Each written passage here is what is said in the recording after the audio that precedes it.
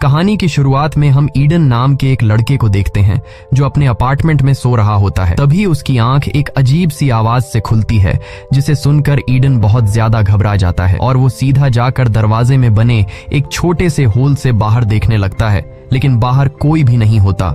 जिसके बाद ईडन आकर टीवी ऑन कर देता है, मगर टीवी पर सिग्नल नहीं आ रहे थे और स्क्रीन पर एक इमरजेंसी वार्निंग चल रही थी। ये देखकर ईडन को कुछ अजीब लगता है कि अचानक सिग्नल कैसे चले गए और ये इमरजेंसी वार्निंग क्यों आ रही है। वो ये सोच ही रहा होता है कि तभी उसे बाहर से लोगों के तेज चिल्लाने की आवाज आने लगती है। वो फौरन खिड़की की तरफ भागता है और जैसे ही वो अपनी बालकनी में पहुंचता है तो उसके होश उड़ जाते हैं। वो देखता है कि लोग यहाँ वहाँ भाग रहे हैं, जैसे कुछ बड़ा होने जा रहा हो। ईडन को कुछ समझ नहीं आ रहा होता कि यह सब क्या चल रहा है और तभी वह देखता है कि एक हेलीकॉप्टर उसके पास वाली बिल्डिंग से टकराकर क्रैश हो गया है। ये देखकर ईडन के पैर तले जमीन खिसक जाती है और तभी उसकी नजर नीचे एक बच्ची पर पड़ती है जो भीड़ में शायद खो गई थी और अकेली खड़ी थी। ईडन उसे देखकर लोगों को उस बच्ची की मदद के लिए चिल्लाने लगता है, लेकिन अगले ही पल वो छोटी बच्ची अपने आसपास के लोगों पर हमला करना शुरू कर देती है और लोगों को काटने लगती है। ये देखकर ईडन समझ जाता है कि लोग ज़ॉम्बी बनते जा रहे हैं। डर के मारे ईडन जल्दी से बालकनी से निकलकर अपने अपार्टमेंट में घुस जाता है और तभी वहाँ एक आदमी ईडन के घर आता है, जिसे देखकर ईडन बहुत ज्यादा डर जाता है क्योंकि ईडन समझ रहा था कि यह भी ज़ॉम्बी है। दरअसल ये ईडन का पड़ोसी होता है और वह ईडन को बताता है कि डरो मत, मैं ज़ॉम्बी नहीं हूँ। वह कहता है कि मेरे सभी दोस्त ज़ॉम्बी बन गए हैं और उन्होंने मुझ पर हमला कर दिया था, लेकिन मैं उनसे खुद को बचाते हुए तुम्हारे घर में घुस गया। इसके बाद ईडन का पड़ोसी बाथरूम का पूछता है। ईडन उसे बाथरूम का रास्ता बता देता है और जब वह बाथरूम की तरफ जा रहा होता है तब ईडन उसकी गर्दन पर ज़ॉम्बी के काटने का निशान देख लेता है, जिसे देखकर ईडन समझ जाता है कि इसका पड़ोसी अब जल्द ही ज़ॉम्बी बनने वाला है। इसलिए ईडन अपनी सेफ्टी के लिए एक चाकू उठा लेता है। कुछ देर बाद ईडन का पड़ोसी बाथरूम से होकर आता है और वह ईडन के हाथ में चाकू देखकर समझ जाता है कि ईडन मुझे ज़ॉम्बी समझकर मारने वाला है। तब वह ईडन से कहता है कि देखो, मैं ज़ॉम्बी नहीं हूँ। यह कहते ही उसकी आंखें बदलने लगती हैं और यह देखकर ईडन समझ जाता है कि इस पर वायरस का असर होने लगा है। तब ईडन अपने पड़ोसी से कहता है कि मेरे घर से निकलो, नहीं तो मैं तुम्हें मार दूंगा। अब न चाहते हुए भी ईडन का पड़ोसी उसके घर से निकल जाता है। जब ईडन दरवाजे के होल से देखता है तो वहाँ मौजूद ज़ॉम्बी ईडन के पड़ोसी पर टूट पड़ते हैं। यह देखकर ईडन बहुत ज्यादा घबरा जाता है और वह जल्दी से दरवाजे को अच्छी तरह से लॉक कर देता है। कुछ देर बाद जब थोड़ी शांति होती है तो वो न्यूज रिपोर्ट सुनता है जो इस इन्फेक्शन के बारे में बता रहे होते हैं। रिपोर्टर बताती है कि यह वायरस पूरे शहर में फैल चुका है, इसलिए जो कोई भी इस वायरस से इन्फेक्टेड नहीं हुआ है उसे चाहिए कि वह बाहर बिल्कुल भी न निकले और अपने घर की सभी खिड़कियां और दरवाजे बंद करके अपने घर में रहे। यहाँ ईडन अपनी फैमिली को कॉल करने की कोशिश करता है, लेकिन सारी लाइनें बिजी होती हैं। जब वह अपनी मैसेज बॉक्स चेक करता है तो उसे अपने पेरेंट्स के कुछ मैसेज मिलते हैं। ईडन के पेरेंट्स ने मैसेज में लिखा था कि पूरे शहर में ज़ॉम्बी फैल चुके हैं, जिस वजह से हमें तुम्हारे पास आने में टाइम लगेगा, इसलिए तुम घर से बाहर बिल्कुल भी मत निकलना और हमारा इंतजार करना। इस तरह से शाम हो जाती है। ईडन अपनी बालकनी में बैठकर बाहर का नजारा देखने लगता है। बाहर पूरा शहर वीरान हो चुका था और हर जगह आग लगी हुई थी। ये सब देखकर ईडन पूरी तरह से टूट जाता है और वो सोचने लगता है कि इस तरह के हालात में आखिर वो अकेले कैसे जिंदा रहेगा। अब ईडन इन मुश्किल हालात में सरवाइव करने के लिए वो अपने पूरे अपार्टमेंट में छोटे छोटे मोटिवेशनल नोट्स लगा देता है, ताकि इन नोट्स को देखकर उसे हिम्मत मिलती रहे, और वो मिरर पर डे 1 लिख देता है। ईडन को पता चल जाता है कि यह ज़ॉम्बी वायरस कई महीनों तक भी चल सकता है, इसलिए वह इन मुश्किल हालात में घर में अपने लिए एक सेफ जगह बना लेता है ताकि वो हर आने वाले खतरे के लिए तैयार रहे। इस तरह से दिन गुजरते हैं और एक हफ्ता बीत जाता है। रात को वो अपने लैपटॉप पर अपनी एक वीडियो रिकॉर्ड करता है जिसमें वह बताता है कि इस बंद अपार्टमेंट में उसके दिन कैसे गुजर रहे हैं। साथ ही वो अपने पेरेंट्स को भी कॉल करने की कोशिश करता है, पर मोबाइल का सिग्नल काम नहीं कर रहा होता। वक्त के साथ साथ अब ईडन को अकेलापन महसूस होने लगता है और एक दिन जब उसे पता चलता है कि उसके किसी भी नल में पानी नहीं आ रहा है तो यह देखकर वह बहुत ज्यादा परेशान हो जाता है और ऊपर से ईडन के पास खाना भी काफी कम बचा था, इसलिए वह थोड़ा सा खाना खाकर गुजारा करने लगता है। ईडन ज़ॉम्बियों से घिरे हुए शहर के बीच में अकेला फंसा हुआ था। उसे कुछ खबर नहीं थी कि बाहर की दुनिया में क्या चल रहा है। एक दिन ईडन जब लैपटॉप में कुछ देख रहा होता है तभी उसे किसी के आहट सुनाई देती है। वो जल्दी से खुद की सेफ्टी के लिए एक बेसबॉल बैट ले लेता है और तभी हम देखते हैं कि छत में बने वेंटिलेशन के रास्ते से एक इन्फेक्टेड लड़की ईडन के अपार्टमेंट में कूद जाती है। यहाँ ईडन फौरन छिप जाता है और जब वह लड़की धीरे धीरे उसकी तरफ बढ़ रही होती है, तब ईडन मौका देखकर पीछे से उस लड़की के सिर पर अटैक कर देता है, जिससे उसकी वहीं पर मौत हो जाती है। जिसके बाद ईडन जल्दी से जाकर एक सर्फ बोर्ड से उस रास्ते को बंद कर देता है ताकि यहाँ से दूसरा कोई ज़ॉम्बी अंदर ना आ सके।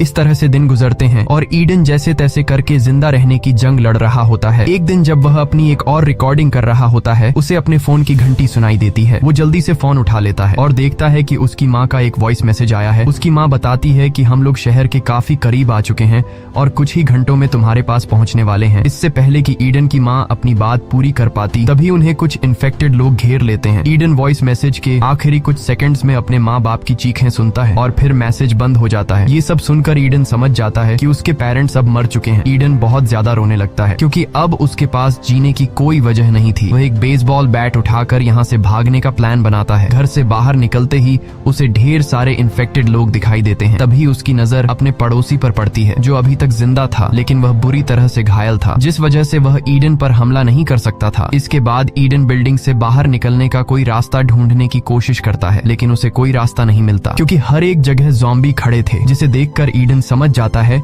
कि वह इतने सारे इन्फेक्टेड लोगों के बीच यहाँ से नहीं निकल सकता। और अब जैसे ही वह अपने अपार्टमेंट की तरफ जाता है, तभी इन्फेक्टेड लोग ईडन पर हमला कर देते हैं, लेकिन ईडन जैसे तैसे करके उनसे खुद को बचाकर अपने अपार्टमेंट में घुस जाता है और फ्रिज को दरवाजे के सामने लाकर दरवाजे को अच्छी तरह से बंद कर देता है ताकि बाहर से कोई भी इन्फेक्टेड दरवाजा तोड़ न सके। अब न चाहते हुए ईडन को फिर से अपने घर में रहना पड़ता है। कई हफ्तों से घर में अकेले रहने की वजह से ईडन पूरी तरह से टूट चुका होता है। ईडन का इन हालात में जीना मुश्किल हो गया था और तभी पूरे शहर की बिजली चली जाती है। ये देखकर ईडन और भी ज्यादा गहरे सदमे में चला जाता है और वह सोचने लगता है कि अब मैं आगे की जिंदगी कैसे गुजारूंगा। न खाने पीने को कुछ है, न सिग्नल और न ही बिजली है। ये सब सोचकर ईडन अपने आप को और ज्यादा अकेला महसूस करने लगता है। इसके बाद ईडन अपनी जिंदगी से तंग आकर अपना लैपटॉप ऑन करता है और उसमें वीडियो रिकॉर्ड करने लगता है। वह कैमरे में देखकर कहता है कि आज वायरस को फैले हुए 42 डेज हो चुके हैं। वह बताता है कि मैंने जिंदा रहने के लिए सब कुछ कर लिया, लेकिन अब मैं और बर्दाश्त नहीं कर सकता। मैंने पिछले 2 दिनों से न खाना खाया है और न ही पानी पिया है। वह कहता है कि इस तरह घुट घुट कर जीने से अच्छा है कि मैं अपनी जान दे दूं। इसके बाद वह पूरे 42 दिन इस मुश्किल हालात में जीने के बाद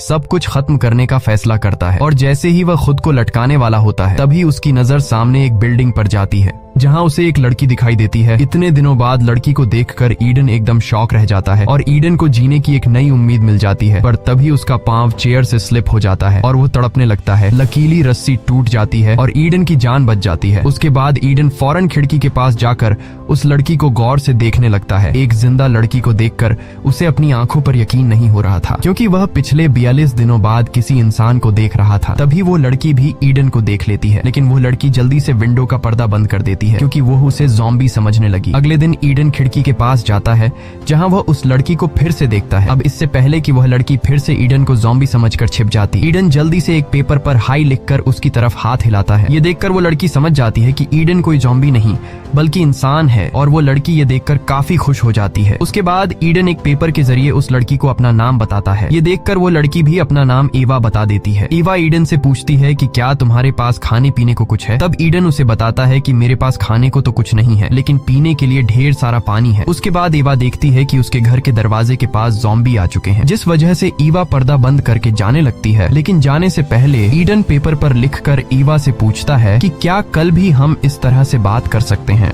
जिस पर ईवा हाँ में जवाब देकर वहाँ से चली जाती है। रात को ईडन को बहुत ज्यादा भूख लगती है और जब खाने को कुछ नहीं मिलता है तब ईडन टूथपेस्ट खाकर गुजारा करने लगता है। कुछ देर बाद तेज बारिश शुरू हो जाती है। तब ईडन बारिश का पानी स्टोर करने के लिए बाहर बर्तन रख देता है और खुद भी पूरे 42 दिनों बाद बारिश के पानी में नहाने लगता है। 42 दिनों में ईडन की दाढ़ी भी काफी बढ़ चुकी थी, इसलिए वो दाढ़ी को शेप कर देता है। अगले दिन ईडन खुद को एकदम चिकना करके लड़की के सामने आता है। ईवा उसे देखकर ही पसंद करने लगती है। ईडन एक बोल के साथ रस्सी बांधकर ईवा के अपार्टमेंट की तरफ फेंक देता है, जिसे ईवा पकड़ लेती है और उसके बाद ईडन उस रस्सी पर 2 पानी की बोतल बांधकर ईवा की तरफ धकेल देता है। लेकिन वो बोतल सामने की जाली से तेजी से टकरा जाती है, जिसकी आवाज नीचे एक ज़ॉम्बी सुन लेता है और वो ज़ॉम्बी सीधे ईवा के अपार्टमेंट की तरफ चढ़ने लगता है। तब ईडन ज़ॉम्बी को देख लेता है और ईडन उस ज़ॉम्बी का ध्यान भटकाने के लिए एक बोतल उठा उठाकर उस ज़ॉम्बी के सिर पर मारता है, जिससे वो ज़ॉम्बी ईडन को भी देख लेता है और वो ईडन पर काफी गुस्सा हो जाता है। इसके बाद वो ज़ॉम्बी एवा को छोड़कर ईडन को मारने के लिए उसके अपार्टमेंट पर चढ़ने लगता है। तब ईडन जाकर जल्दी से बेसबॉल का बैट उठा लेता है और जैसे ही वो ज़ॉम्बी ईडन के अपार्टमेंट पर चढ़ने ही वाला होता है, तब ईडन उससे बेसबॉल के बेट से मारकर खत्म कर देता है। कुछ देर बाद रात हो जाती है और रात को ईडन का भूख से बुरा हाल हो जाता है। अब ईडन और ज्यादा भूख सहन नहीं कर सकता था, इसलिए अब उसे किसी भी हाल में खाने के लिए कुछ ढूंढना होगा। जिसके बाद वह पड़ोसी के घर में जाकर खाना पीना ढूंढने का फैसला करता है और जैसे ही वह अपने अपार्टमेंट से बाहर निकलता है तो उससे सामने अपने पड़ोसी की लाश दिखाई देती है। जिसके बाद ईडन अपने पड़ोसी के पॉकेट चेक करता है तो उसे पड़ोसी की जेब में उसके घर के चाबियों का गुच्छा मिल जाता है और तभी उसे कुछ ज़ॉम्बियों के आने की आवाज सुनाई देती है। अब ईडन बुरी तरह से फंस चुका था, वो उन ज़ॉम्बियों से भाग भी नहीं सकता था। लेकिन यहाँ ईडन समझदारी से काम लेते हुए अपनी पड़ोसी की लाश के साथ लेट जाता है और एक लाश होने का नाटक करता है। ईडन का यह चालाकी काम कर जाता है और सभी ज़ॉम्बी उसके ऊपर से होते हुए आगे निकल जाते हैं। जिसके बाद ईडन धीरे धीरे अपने पड़ोसी के घर के अंदर घुस जाता है। घर के अंदर घुसते ही वह देखता है कि सामने बेड पर एक लड़की लेटी हुई है, लेकिन ईडन उसके करीब जाने से डर रहा होता है, इसलिए ईडन पहले उसके ऊपर हेलमेट गिरा देता है, यह देखने के लिए कि यह लड़की जिंदा है या फिर मर गई है। लेकिन वह लड़की हेलमेट लगने के बाद भी नहीं हिलती, जिसे देखकर ईडन समझ जाता है कि यह लड़की मर चुकी है। उसके बाद ईडन सीधे किचन की तरफ जाता है, जहां उसे थोड़ा बहुत खाना मिल जाता है और ईडन जब घर की ओर जांचबीन करने लगता है तब उसे जरूरत का ढेर सारा सामान मिल जाता है, जिससे ईडन एक बोरी में भरकर उठाता है और जैसे ही ईडन वहां से निकलने वाला होता है तभी एक इन्फेक्टेड उस पर हमला कर देता है। अब उससे पहले कि वह इन्फेक्टेड ईडन को काट पाता तभी ईडन एक टेबल लैंप से ज़ॉम्बी के सिर पर वार करता है, लेकिन इस वार से उस ज़ॉम्बी का ज्यादा कुछ बिगड़ नहीं पाता और अब भी वह ईडन पर हमला करने लगता है। तब ईडन आइस एक्स का इस्तेमाल करके उस इन्फेक्टेड को हमेशा के लिए खत्म कर देता है। इसके बाद जब वो बाहर निकलता है तो वो देखता है कि बाहर कई सारे ज़ॉम्बी खड़े हैं, जहां ईडन धीरे धीरे उन ज़ॉम्बी से बचते हुए अपने अपार्टमेंट में घुस जाता है। घर आते ही वो जल्दी से अपने कपड़े उतार देता है और अपनी बॉडी को चेक करने लगता है कि कहीं मुझे ज़ॉम्बी ने तो काटा नहीं है, लेकिन उसकी बॉडी पूरी तरह से सेफ थी। ये देखकर ईडन खुश हो जाता है। इसके बाद वो पड़ोसी के घर से लाए बैग को चेक करता है, जिसमें उसे 2 वॉकी टॉकी मिलती हैं, जिसे देखकर ईडन फैसला कर लेता है कि इनमें से एक वॉकी टॉकी वो ईवा को दे देगा ताकि ईवा मेरे साथ कांटेक्ट कर सके। इसके बाद ईडन अपने कपड़ों से एक रस्सी बनाकर बालकनी से नीचे उतरने लगता है। जैसे ही वो जमीन पर पहुंचता है ईडन चुपचाप आगे बढ़ने की कोशिश करता है। ईडन के आसपास ढेर सारे ज़ॉम्बी खड़े होते हैं। तब ईडन चुपके से एक वॉकी टॉकी ईवा के अपार्टमेंट में फेंक देता है, जिसकी आवाज इन्फेक्टेड लोग सुन लेते हैं और वो इन्फेक्टेड ईडन के पीछे लग जाते हैं। ईडन जल्दी से एक बालकनी पर चढ़कर छिप जाता है। रात का अंधेरा होने की वजह से वो ज़ॉम्बी ईडन को देख नहीं पाते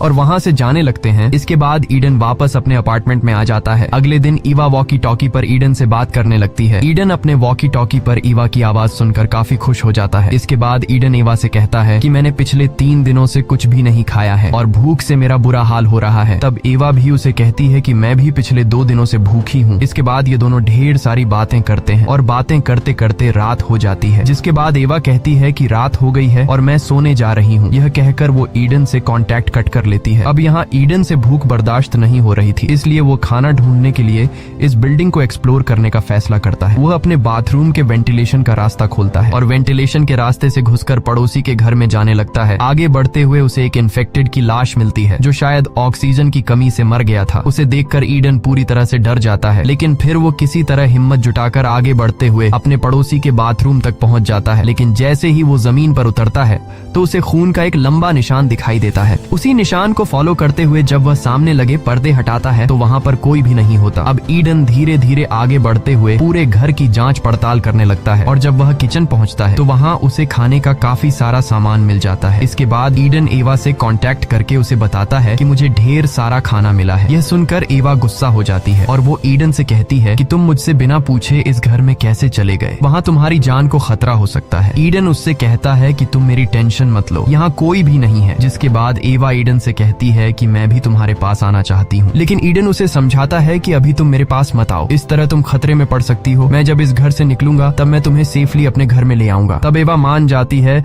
और ईडन से कहती है कि अपना ख्याल रखना। ईडन को अब खाना मिल चुका था, इसलिए वह वापस अपने अपार्टमेंट में जाने का सोचता है, पर तभी उसकी नजर सामने की दीवार में बने एक बड़े होल पर पड़ती है और जब वह उस सुरंग के करीब जाता है तो वहाँ उसे किसी के आसपास होने का एहसास होता है। ईडन जैसे ही पीछे मुड़ता है तो उसके पीछे एक बूढ़ा आदमी खड़ा होता है जिसके हाथ में एक नुकीला भाला होता है। ये दोनों एक दूसरे को देखने के बाद समझ जाते हैं कि ये दोनों ज़ॉम्बी नहीं हैं। जिसके बाद वो बूढ़ा आदमी अपना हथियार नीचे कर लेता है और वो ईडन से पूछता है कि तुम यहाँ क्या कर रहे हो, जिस पर ईडन जवाब देता है कि मैं यहाँ बस खाना ढूंढने के लिए आया था। तब वो ईडन से पूछता है कि तुम वॉकी टॉकी पर किससे बात कर रहे थे। यहाँ ईडन झूठ बोलता है कि मैं अकेले ही खुद को मोटिवेट करने के लिए बात कर रहा था। अब यहाँ वो बूढ़ा आदमी ईडन के साथ काफी अच्छे से पेश आता है और ईडन से कहता है कि तुम जितना चाहो खाना ले सकते हो। यहाँ वो बूढ़ा आदमी ईडन को प्लेट में खाने के लिए कुछ देता है। कई दिनों से भूखा होने की वजह से ईडन भी बिना कुछ सोचे समझे उसे खाने लगता है। कुछ देर बाद वो बूढ़ा आदमी ईडन से कहता है कि अलमारी से मेरे लिए एक बोतल उठा कर दो। लेकिन जैसे ही ईडन बोतल उठाने के लिए मुड़ता है तभी पीछे से वो बूढ़ा आदमी बेसबॉल के बैट से उसके सिर पर वार करता है, जिससे ईडन बेहोश हो जाता है। और कुछ मिनट बाद जब ईडन को होश आता है तो वह खुद को एक इन्फेक्टेड औरत के सामने पाता है जो एक जंजीर से बंधी हुई होती है। डर के मारे ईडन अब यहाँ से निकलना चाहता था, लेकिन तभी ईडन देखता है कि उसके भी हाथ पैर बंधे हुए हैं। कुछ देर बाद वो बूढ़ा आदमी ईडन के सामने आता है और वो बूढ़ा आदमी ईडन को बताता है कि ये औरत मेरी पत्नी है जो अब इन्फेक्टेड हो चुकी है। वो बूढ़ा आदमी कहता है कि मैं अपनी पत्नी से बहुत ज्यादा प्यार करता हूँ, जिसे मैं किसी भी कीमत पर खोना नहीं चाहता, और मेरी पत्नी एक हफ्ते से भूखी है, लेकिन आज उसकी भूख मिटने वाली है क्योंकि आज मैं तुम्हें उसका खाना बनाने वाला हूँ। जिसके बाद वो बूढ़ा आदमी ईडन को कुछ दवाइयाँ देता है और कहता है कि ये दवाई तुम खा लो, जिससे तुम्हारी बॉडी सुन्न हो जाएगी और मरते वक्त तुम्हें दर्द महसूस नहीं होगा। लेकिन ईडन ऐसा करने से साफ मना कर देता है और उस बूढ़े आदमी से कहता है कि तुम्हारी पत्नी इस तरह से जिंदा नहीं रह पाएगी और वह खुद मरने के लिए चिल्ला रही है, इसलिए तुम्हें चाहिए कि तुम अपनी बीवी को मारकर उसे इस नरक जैसी जिंदगी से आजादी दिलाओ। लेकिन उस बूढ़े आदमी की मेंटल कंडीशन ठीक नहीं थी, इसलिए वह ईडन से कहता है कि चुपचाप इस दवाई को खा लो, वरना मुझे तुम्हें बेहोश करने के और भी तरीके आते हैं। यहाँ ईडन इस दवाई को खाने से इनकार कर देता है, जिसके बाद वो बूढ़ा आदमी ईडन को बेहोश करने के लिए अपना औजार लेने जाता है। यहाँ ईडन समझ जाता है कि अगर मैंने अभी कुछ नहीं किया तो जल्द ही मैं मारा जाऊंगा, इसलिए वह जैसे तैसे करके खुद को छुड़ा लेता है और दरवाजे के पीछे छिप जाता है। अब जैसे ही वो बूढ़ा आदमी ईडन को मारने के लिए आता है तब ईडन बड़ी चालाकी से उस बूढ़े आदमी को पकड़कर उसी की पत्नी के पास धकेल देता है, जिसके बाद उस बूढ़े आदमी की अपनी पत्नी उस पर हमला कर देती है और उसे काटने लगती है। यहाँ ईडन उन दोनों को अंदर छोड़कर कमरे का दरवाजा बंद कर देता है और अपना सामान पैक करके अपने अपार्टमेंट की तरफ निकल पड़ता है। तब ईवा वॉकी टॉकी के जरिए उसे बताती है कि मेरे अपार्टमेंट में इन्फेक्टेड लोग घुस चुके हैं। यह सुनकर ईडन जल्दी से ईवा को बचाने के लिए उसके अपार्टमेंट की तरफ जाने लगता है। ईडन जब अपने अपार्टमेंट की बालकनी पर जाता है तो उसे सामने ईवा दिखाई देती है। वो देखता है कि ईवा बालकनी में फंस चुकी है और उसके पास अब निकलने का कोई रास्ता नहीं बचा। अब यहाँ ईडन ईवा को बचाने के लिए चादरों से बनी रस्सी का इस्तेमाल करके नीचे उतरने की कोशिश में नीचे गिर जाता है और तभी एक इन्फेक्टेड उस पर हमला करने के लिए उसकी तरफ दौड़ता है। अब ईडन खुद को बचाने के लिए शॉटगन उठाकर उस इन्फेक्टेड को मार देता है, लेकिन गोली की आवाज बिल्डिंग में मौजूद ढेर सारे इन्फेक्टेड लोग सुन लेते हैं और वो इन्फेक्टेड ईडन को मारने के लिए ऊपर बिल्डिंग से कूदने लगते हैं। अब यहाँ ईडन खुद को बचाने के लिए सीधा ईवा के अपार्टमेंट की तरफ दौड़ता है, जहाँ ईवा भी ऊपर से उसके लिए चादरों से बनी एक रस्सी फेंकती है। ईडन अब इस रस्सी के सहारे ऊपर चढ़ने लगता है, लेकिन तभी एक इन्फेक्टेड भी उस रस्सी को पकड़कर ईडन के पीछे चढ़ने लगता है। अब यहाँ ईडन समझदारी से काम लेते हुए एक अपार्टमेंट की बालकनी में छलांग लगाता है और जल्दी से एक चाकू की मदद से रस्सी काट देता है, जिससे वह इन्फेक्टेड काफी ऊंचाई से नीचे गिरकर मर जाता है। अब यहाँ ईवा भी नीचे ईडन के पास कूद जाती है और अब ये दोनों मिल चुके थे। ईडन ईवा से कहता है कि यहाँ रहना ठीक नहीं है, अगर हम यहाँ रहे तो जल्दी ही इन्फेक्टेड हमें पकड़ लेंगे। जिसके बाद ये दोनों इस जगह से निकलने के लिए आगे बढ़ते हैं और ज़ॉम्बी से लड़ने के लिए तैयार हो जाते हैं। जब ये दोनों अपार्टमेंट के दरवाजे तक पहुँचते हैं तब ये दोनों समझदारी से काम लेते हुए दरवाजा खोलकर दरवाजे के पीछे छिप जाते हैं। दरवाजा खुलते ही कुछ इन्फेक्टेड लोग उन्हें बिना देखे गुस्से में अपार्टमेंट के अंदर आ जाते हैं और ये दोनों मौके का फायदा उठाते हुए वहां से निकल जाते हैं। यहाँ ईडन इस अपार्टमेंट के दरवाजे का लॉक भी तोड़ देता है ताकि जो ज़ॉम्बी इन दोनों को मारने के लिए अपार्टमेंट के अंदर घुसे थे वे दोबारा उन्हें मारने के लिए बाहर ना आ सके। अब ये लोग यहाँ से तो बचकर निकल जाते हैं, लेकिन रास्ते में एक और ज़ॉम्बी ईडन पर अटैक कर देता है। यहाँ इन दोनों के बीच काफी देर तक फाइट होती है और आखिर में ये दोनों सीढ़ियों से नीचे गिर गिर जाते हैं। यहाँ एवा हिम्मत जुटाकर उस इन्फेक्टेड को मार देती है। अब ये दोनों फिर से अपने अपार्टमेंट की तरफ बढ़ने लगते हैं और रास्ते में कई इन्फेक्टेड को मार डालकर आगे बढ़ते हैं। अब ईडन अपने अपार्टमेंट के काफी करीब आ चुका होता है और जैसे ही ये दोनों अपने अपार्टमेंट में घुसने वाले होते हैं कि तभी पीछे से एक बहुत ही ताकतवर इन्फेक्टेड आ जाता है। यहाँ ईडन अपनी जान की परवाह किए बिना ईवा को अपार्टमेंट के अंदर कर देता है और खुद उस ताकतवर इन्फेक्टेड से लड़ने लगता है। कुछ देर बाद ईडन घबराते हुए अपार्टमेंट के अंदर आता है और दरवाजे को लॉक करके अलमारी को दरवाजे के सामने लगा देता है ताकि इन्फेक्टेड दरवाजा न तोड़ सके। अब यहाँ ईडन एवा को खुद से दूर रहने के लिए कहता है और उसे बेसबॉल का बैट पकड़ाकर कहता है कि मुझे मार डालो क्योंकि मैं इन्फेक्टेड हो चुका हूँ। जल्द ही मैं अपने आप पर कंट्रोल खो दूंगा और मैं नहीं चाहता कि इन्फेक्टेड होने के बाद कहीं मैं तुम्हें नुकसान न पहुंचा दूं, इसलिए तुम्हें मुझे मारना होगा। लेकिन एवा ऐसा करने से मना कर देती है क्योंकि ईडन ने उसे बचाने के लिए अपनी जान खतरे में डाल दी थी। अब जब एवा ईडन को मारने से मना कर देती है तब ईडन बिल्डिंग से कूदकर खुद की जान लेने का फैसला करता है। यहाँ ईडन एवा से कहता है कि तुम वेंटिलेशन के रास्ते से होते हुए मेरे पड़ोसी के घर चले जाना जहाँ तुम्हें ढेर सारा खाना मिलेगा। अब यहाँ कूदने से पहले ईडन जब अपनी शर्ट उतारता है और अपनी बॉडी को चेक करने लगता है तब उसे अपनी बॉडी पर किसी भी तरह का काटने का निशान नजर नहीं आता, यानी कि उसको ज़ॉम्बी ने नहीं काटा था। ये देखकर उसकी खुशी का ठिकाना नहीं रहता। जिसके बाद ये दोनों एक दूसरे को गले लगाते हैं और ये दोनों अब एक साथ मिलकर तब तक इस बिल्डिंग में सरवाइव करने का फैसला करते हैं जब तक ये ज़ॉम्बी वायरस खत्म नहीं हो जाता। मूवी के एंड में हमें टीवी पर दिखाया जाता है कि गवर्नमेंट ने इस वायरस का वैक्सीन ढूंढ लिया है और अब जल्दी ही हालात फिर से नॉर्मल हो जाएंगे। इसी के साथ ये कहानी खत्म हो जाती है। अगर आपको ये वीडियो अच्छी लगी हो तो हमारे चैनल को सब्सक्राइब और वीडियो को लाइक जरूर कीजिएगा।